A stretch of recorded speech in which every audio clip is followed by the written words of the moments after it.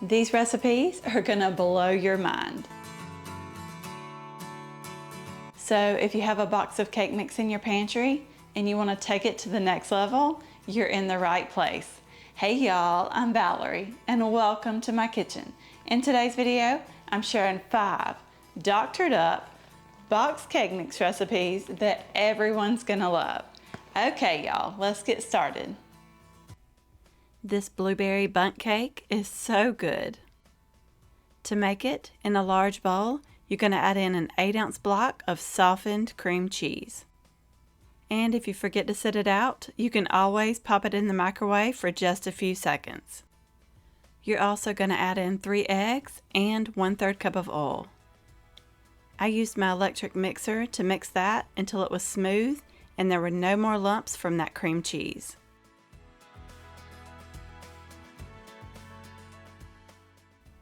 Next, I'm going in with 1 box of vanilla cake mix. You can also use the lemon cake mix if you prefer. That would really be good actually. Just make sure it's a 15.25 ounce box. I also added 1 small box of vanilla instant pudding mix. Now give it a really good mix. And this batter seemed very thick to me, so I ended up adding about 1/4 cup of milk just to loosen it up a little bit. And I also added a little splash of vanilla. Then I mixed it until everything was well combined.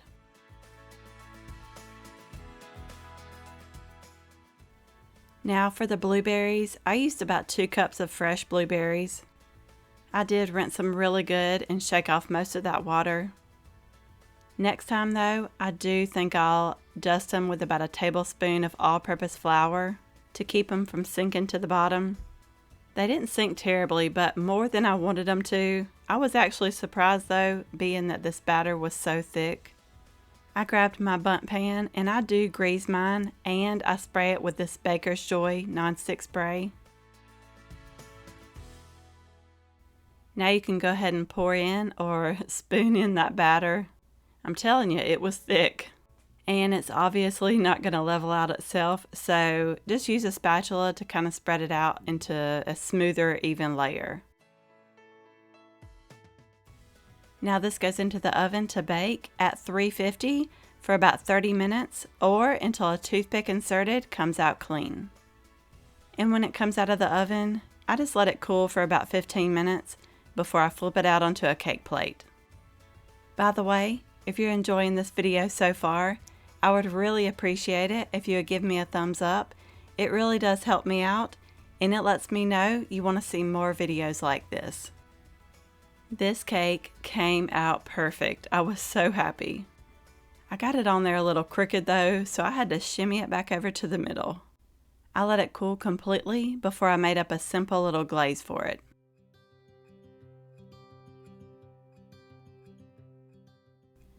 Okay, I'll have to tell you, I was in a hurry, so for this glaze, I just did about a cupful of powdered sugar, and typically when I do a glaze, I like to sift my powdered sugar just to make sure it's smooth, but I didn't do all that.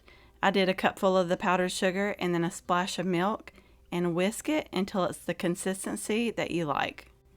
And I think I did a little too much milk because it was a little thinner than I like it to be, but it turned out just fine. So when you're making a glaze, you would actually probably be really surprised at how little of an amount of milk you need. I usually start with about a tablespoon, and then as you're whisking it, it seems like it's not gonna mix up, but just keep on stirring, it'll eventually combine. And if you need to add more milk, do like a teaspoon or so at a time, just in case, because you don't want to get too much. It's better to add not enough than to add too much to start with. This cake was absolutely delicious. I will be making it again. And by the way, if you don't want to do the glaze, you can also just dust the top with some powdered sugar. I really hope you try this one. This holy cow cake is a new family favorite. In a large bowl, I added 1 15.25 ounce box of chocolate cake mix. I love the Duncan Hines dark chocolate fudge. but any chocolate cake mix will do, just as long as it's a 15.25 ounce box. And to that, I added 3 eggs, 1 1/3 cup of milk, and half a cup of oil. Then you're going to mix it until it's well combined.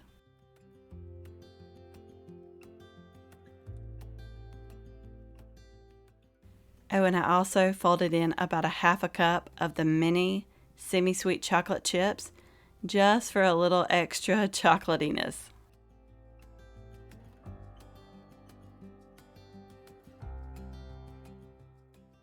I'm making this cake in a 9x13 baking dish, and you do want to make sure you spray it with nonstick spray.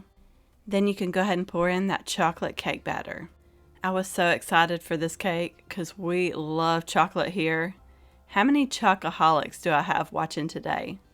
Or if you don't like chocolate, let me know in the comments below, what is your favorite cake flavor? After I got that all spread out into an even layer, I put it in the oven to bake at 350 for about 35 to 38 minutes. And when it's done, while it's still warm, you want to go ahead and poke holes all in the top of that cake.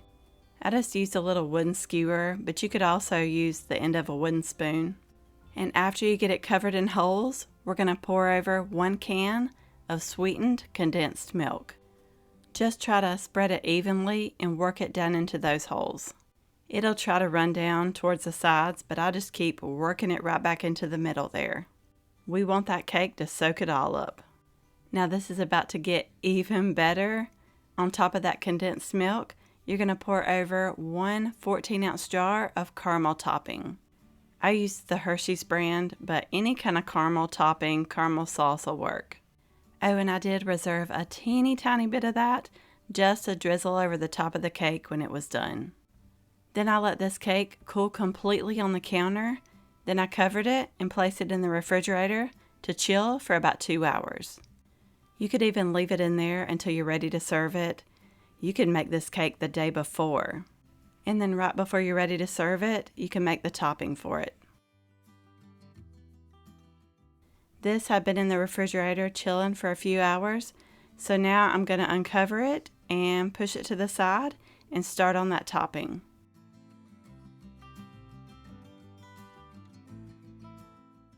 In a large bowl, I added 8 ounces of softened cream cheese.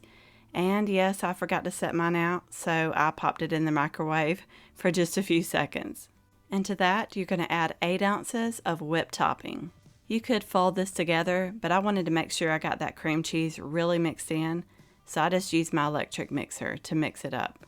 Oh, and I did add that whipped cream a little at a time, just to make sure I got it completely mixed into that cream cheese.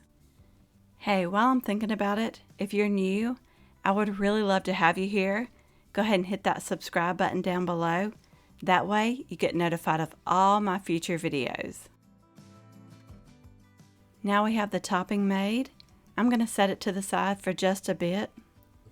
And on top of that cake, I'm going to sprinkle over about 1.5 cups of these Butterfinger bits. You could also use the Heath toffee bits if you prefer. We love Butterfingers though, and these were so good in this. And I'm pretty sure I used just about that whole bag. I did save a teeny tiny bit to sprinkle on the top when it was done. There were a few chunks in there, so I did kind of try to spread them out. Now on top of that, I spooned over that cream cheese whipped topping mixture. And you'll want to spoon this over evenly and try to work it from the middle towards the outside. That way you don't mix those Butterfinger bits into that topping. If you do, it'll be just fine though. And here I am sprinkling over those last few Butterfinger bits. And I wanted to drizzle over that last little bit of caramel sauce, but I forgot. It was fine though, we didn't even miss it. Now, we could not even wait to dig into this one. Now, it didn't really help the situation that we were already hungry and we hadn't had dinner yet. This cake was so good. All I can say is it was deliciousness, especially if you're a chocolate lover. And like I said, if you're not a fan of the Butterfinger bits, you can always use the Heath bits, or you could use chocolate chips instead. but I gave this one a 10 out of 10. Definitely something I'm going to be making every family get together. These strawberry sheet cake cookies are some of the best cake mix cookies I've ever had. I'm starting out in a large bowl. I'm adding in one 15-ounce box of strawberry cake mix. And if you want to get creative, you can do these cookies with any flavor cake mix you want. You just want to make sure the cake flavor you choose goes good with the glaze. Okay, to that bowl, I added 2 eggs and 1/3 cup of oil. You're going to mix this until it's well combined, and this dough will be very thick. By the way, we're making a strawberry glaze for these, but a chocolate cake mix cookie would be really good with that.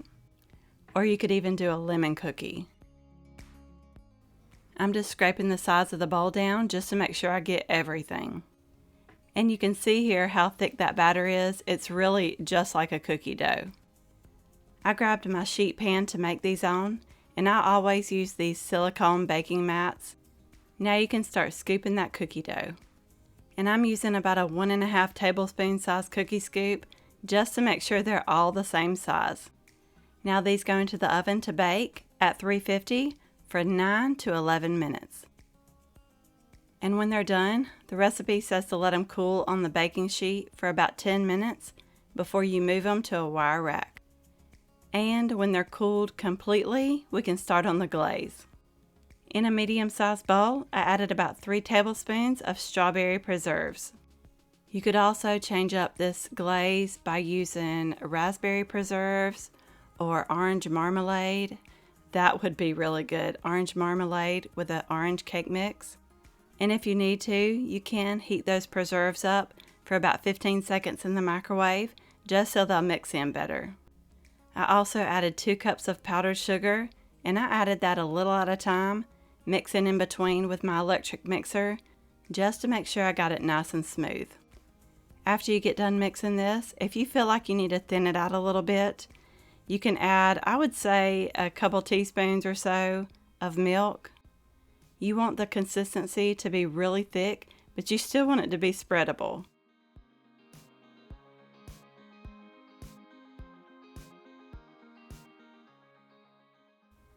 And I knew I would be making a mess with these, so I laid down a piece of foil first.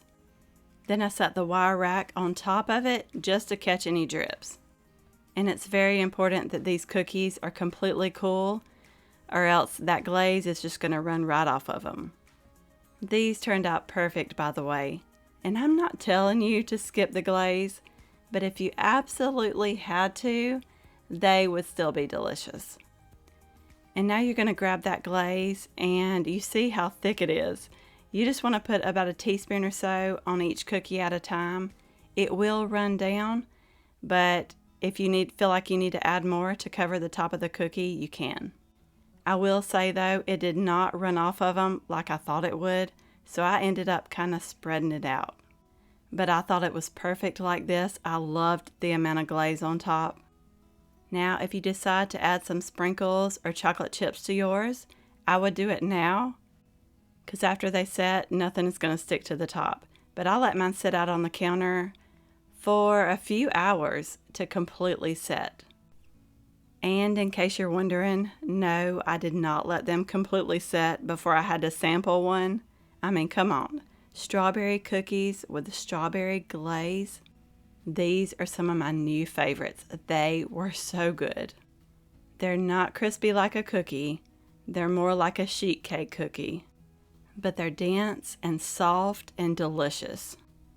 I cannot wait to change these up and start making some new variations. And if you can't tell, I just couldn't get over these. My family's already asking for them again, which is just fine with me. This 2-ingredient pineapple angel food cake was a new winner. I seen it a while back, but hadn't had a chance to make it yet, so shout out to Anastasia for reminding me about it. To a large bowl, you're going to add in 1 box of angel food cake mix. Now, we're not going to follow the directions on the back of the box, but the recipe did say to use the one that only required water. So I added in that cake mix. Now you're going to add a 20-ounce can of crushed pineapple, and don't drain it. So those 2 ingredients are all you're going to need for this. And you're going to use your mixer to mix it until it's well combined.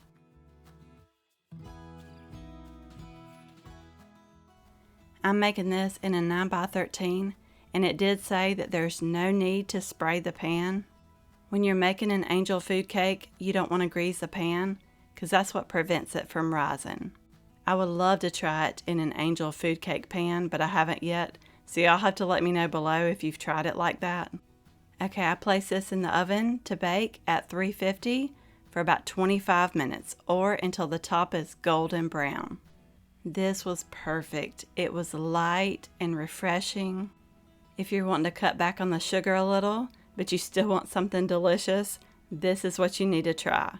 I'm telling you, 2 ingredients, angel food cake mix and crushed pineapple. I topped mine with whipped cream. It was the perfect little sweet treat. It wasn't dense at all. It was more light and fluffy, just like an angel food cake. And that pineapple flavor was just right. This is also great to throw together if you need something last minute. When I seen this cherry Dr. Pepper cake, I knew I had to try it. To a large bowl, we're adding 1 box of chocolate cake mix. Just the mix here. We're not following the directions on the back of the box. Now we're pouring in 1.5 cups of cherry Dr. Pepper. Now you're just going to mix it until it's well combined. I have a 16-ounce jar of maraschino cherries here. I drained them, but I reserved that juice. I took out 24 cherries, I cut them in half, and I folded them into that cake batter. We'll be using that reserved cherry juice for the frosting, and the rest of those cherries for the topping. I'm making this in a 9x13 baking dish, and you do want to spray it with nonstick spray. We just don't want this thing to stick. Now you're going to pour in that cherry Dr. Pepper cake batter.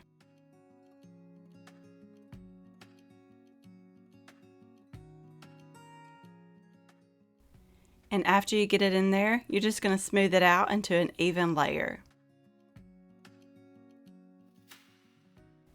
Now this cake goes into the oven to bake at 350 for about 30 minutes or until a toothpick inserted comes out clean. Now it didn't rise quite as much as I thought it would.